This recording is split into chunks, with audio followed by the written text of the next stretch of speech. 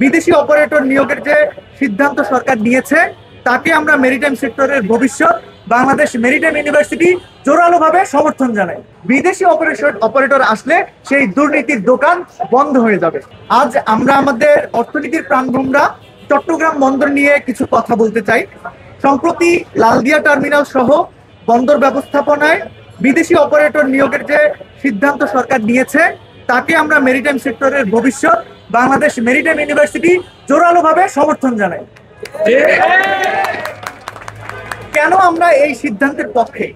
কারণ আমরা আবেগ দিয়ে নয়, আমরা বিচার করছি অর্থনৈতিক প্রজ্ঞা এবং বাস্তবতা দিয়ে। প্রথমত সার্বভৌমত্বের প্রশ্ন, যে বিষয়টি সবচেয়ে বেশি আসছে। অনেকেই বলছেন বিদেশি কোম্পানির আসা মানে দেশ বিক্রি হয়ে যাওয়া। একজন মেরিটাইমের ছাত্র হিসেবে আমরা বলছি এটি একটি ভিত্তিহীন চক্রান্ত করে প্রকাশিত বুলি। আমরা বন্দরের মাটি, জলসীমা এবং মালিকানা 100% বাংলাদেশ সরকারের হাতেই থাকছে। নিরাপত্তা, কাস্টমস, ইমিগ্রেশন সবই দেখভাল করবে আমাদের নৌবাহিনী এবং সরকারি সংস্থা। বিদেশি অপারেটররা শুধু কারিগরি সেবা দেবে এবং লজিস্টিক্স পার্টনার হিসেবে কাজ করবে। আমরা শুধু ঘর গোছানোর জন্য দক্ষ লোক নিয়ে আসছি। দ্বিতীয়ত এফিসিয়েন্সি এবং দক্ষতার বিষয়ে যদি আসি, আমরা ক্লাসরুমে পড়ি পোর্ট ম্যানেজমেন্ট, সমুদ্র, মেরিটাইম ল, এইসব বিষয়গুলো নিয়ে, আরো বিভিন্ন বিষয় নিয়ে।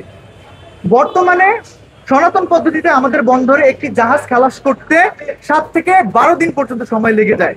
অথচ আধুনিক যান্ত্রিকের অটোমেশন প্রযুক্তি ব্যবহার করে বিদেশি অপারেটররা এই কাজ 18 থেকে 24 ঘন্টার মধ্যেই করে ফেলতে পারে। এছাড়া আমাদের এনসিটি এবং সিসিটি যে টার্মিনালগুলো আছে, এগুলোতে আধুনিকতা নিয়ে আসবে বিদেশি অপারেটররা।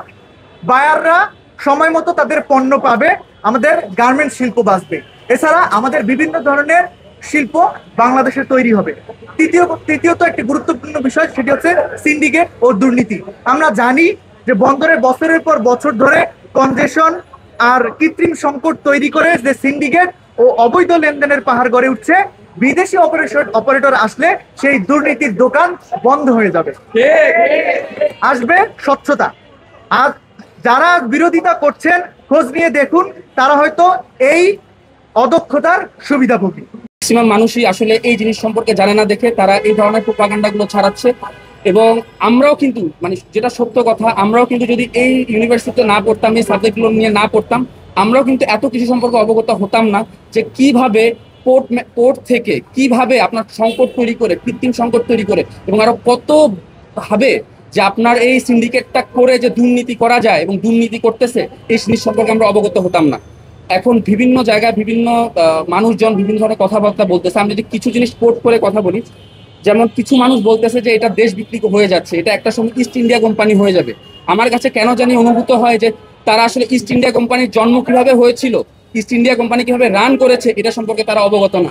তাই তারা হচ্ছে ইস্ট ইন্ডিয়া কোম্পানির সাথে একটা সাধারণ কনসেশন চুক্তি, যেটা সর্বোচ্চ সুযোগ পাবে বাংলাদেশের গভর্নমেন্ট, বাংলাদেশের জনতারা, সেখানে তারা এখানে একটা বিতর্ক সৃষ্টি করতেছে।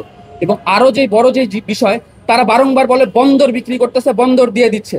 একটা জিনিস আপনাদের মনে রাখা লাগবে, বন্দর এক জিনিস, টার্মিনাল আরেক জিনিস। এখানে বন্দর এবং টার্মিনালকে তারা এক করে ফেলতেছে। বন্দর বাংলাদেশের নাগরিকের, বাংলাদেশের জনগণের, এই 18 কোটি মানুষেরই হচ্ছে এই বন্দর। কিন্তু এই টার্মিনালটা হচ্ছে বন্দরের ছোট্ট একটা পার্ট, যেই পার্টে শুধুমাত্র একটা শিপ বার্থ করে লোডিং আনলোডিং, আপনার ডিসচার্জের কাজ, ইয়ার্ডে নেওয়া, কাস্টমস, এখানে আরো অনেকগুলা সেক্টর কাজ করে শুধুমাত্র এই টার্মিনালগুলোর ভিতরে। এই পুরাটা জিনিস হচ্ছে দেখাশোনা করবে, সবকিছুই করবে হচ্ছে বাংলাদেশ নেভি, বাংলাদেশের পোর্ট অথরিটি, সিপিএ সহ সকলে। তো এইখানে কিভাবে জিনিসটা একটা বন্দর বিক্রি হচ্ছে, কিভাবে দেশ বিক্রি হচ্ছে, এটা হচ্ছে আমি বাংলাদেশের মানুষকে বলবো। এখন তথ্য খুবই সহজলভ্য। আপনারা জিপিটিতে যান, একটা ছোট্ট কমান্ড দেন, আপনি অ্যান্সার পেয়ে যাবেন। গুগলে যান, একটা কমান্ড দেন, অ্যান্সার পেয়ে যাবেন। আশা করি এটা নিয়ে আসলে এত বেশি বিতর্কের কোনো দরকার নেই যে দেশ বিক্রি হয়ে যাচ্ছে। এটা একটা স্বার্থান্বেষী মহলে, যারা আসলে মানুষ জানে না তাদেরকে আসলে আরো আজকে থেকে 2 দশক আগে যেভাবে মানুষ আসলে কম বুঝতো, তাদেরকে সেভাবে অজ্ঞ বানানোর একটা নিষ্ঠুর একটা প্রোপাগান্ডা তৈরি করার চেষ্টা করতেছে তারা। বাংলাদেশের পোর্ট ম্যানেজমেন্ট মডেল যেটা বোঝায়, ওয়ার্ল্ডের পোর্ট ম্যানেজমেন্ট মডেলে 4টা মডেল আছে। একটা হচ্ছে পাবলিক মডেল, আরেকটা হচ্ছে ট্যুর পোর্ট মডেল, আর একটা হচ্ছে ল্যান্ডলর্ড পোর্ট মডেল, আর একটা হচ্ছে প্রাইভেট পোর্ট মডেল।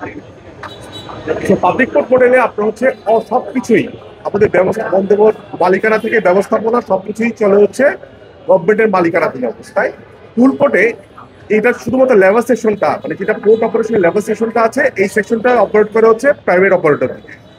আর ল্যান্ডলর্ড পোর্টে পোর্টের মালিকানা থাকে হচ্ছে গভর্নমেন্টের কাছে, এবং গভর্নমেন্ট কিছু স্থাপনা বিল করে দেয়, এবং বাকিটা আপনার হচ্ছে বিল করে অথবা অপারেট করে থেকে আপনার হচ্ছে প্রাইভেট পোর্ট অপারেটর। আর private port operator, private port বলতে যেটা বুঝায়, এটা ফুললি মালিকানা থেকে ব্যবস্থাপনা সবকিছু দিয়ে প্রাইভেট পোর্ট অপারেটর। তো বাংলাদেশে আদিম যুগ থেকে আমরা যে পোর্ট অপারেশনটা দেখে আসতেছি সেটা হচ্ছে মোস্টলি হচ্ছে সার্ভিস পোর্ট মডেল অথবা গভর্নমেন্ট পোর্ট মডেল, এবং কিছুদিন আগে আমরা সাইড পাওয়ার থেকে আন্ডার যেটা ছিল অথবা হচ্ছে যে এটা ছিল সেটা হচ্ছে একটা ম্যানেজমেন্ট কন্ট্রাক্টের আওতায় ফুল পোর্ট মডেলে ছিল। তো বর্তমানে আসলে যেটা হচ্ছে আমাদের বাংলাদেশের আমাদের যে আশেপাশের কান্ট্রিগুলো যারা উন্নতি করতেছে, যেমন হচ্ছে শ্রীলঙ্কা, কলম্বো, এই যে শ্রীলঙ্কার কলম্বো অথবা হচ্ছে ইন্ডিয়ান নবসীমা পোর্ট, এই যে দুটো পোর্টগুলো আপনার হচ্ছে এখন প্রাইভেট ব্যবস্থাপনা চলে যাচ্ছে।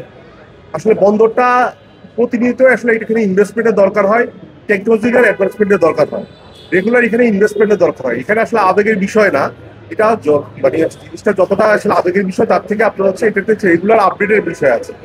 তো টেকনিক্যাল অ্যাডভান্সমেন্টের জন্য আসলে গভর্নমেন্ট অলওয়েজ এটা আসলে পারে না। ওয়ার্ল্ডের পার্সপেক্টিভে যেটা ল্যান্ডলর্ড পোর্ট মডেল দেখা যায়, এটা বাস্তবায়ন হচ্ছে যেগুলো ইউকেতে যেমন হচ্ছে প্রাইভেট পোর্ট মডেলে চলে গেছে তারা।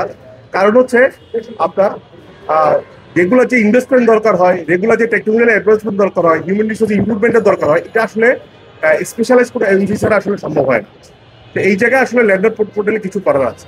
তো বাংলাদেশ গভর্নমেন্টও চেষ্টা করতেছে আসলে এরকম একটা পরিস্থিতিতে আমাদের পোর্টগুলোকে বহির্বিশ্বের সাথে তাল মিলানোর জন্য। এই তাল মিলানোর জন্য আলটিমেটলি হচ্ছে আমাদের কোনো না কোনো পর্যায়ে ল্যান্ডলর্ড পোর্ট মডেলে চলে যেতে হবে, সেক্ষেত্রে বিদেশি ব্যবস্থাপনা যেতে হবে। এখন বিদেশি ব্যবস্থাপনা আপনি কোনটাই যাবেন? আমার কি সবগুলো পোর্টকে আমি বিদেশি ব্যবস্থাপনা দিয়ে দিব? আর উত্তর হচ্ছে না। তাহলে কোনটাকে দিব? আমার এক্সিস্টিং যে পোর্টগুলো আছে ভালোভাবে চলতেছে সেগুলোকে দেওয়ার প্রয়োজন আছে বলে আমি মনে করি না ব্যক্তিগত। বাট যদি নতুন কোনো পোর্ট ডেভেলপ করেন, যে পোর্টগুলো আন্ডার ইউটিলাইজ আছে, ভালোভাবে ব্যবহার হচ্ছে না, লাভজনক না, অথবা নতুন কোনো পোর্ট ডেভেলপ করতেছেন, সেখানে হিউজ ইনভেস্টমেন্টের দরকার, এইসব জায়গাতে আসলে প্রাইভেট ইনভেস্টমেন্টের দরকার আছে বলে আমি মনে করি।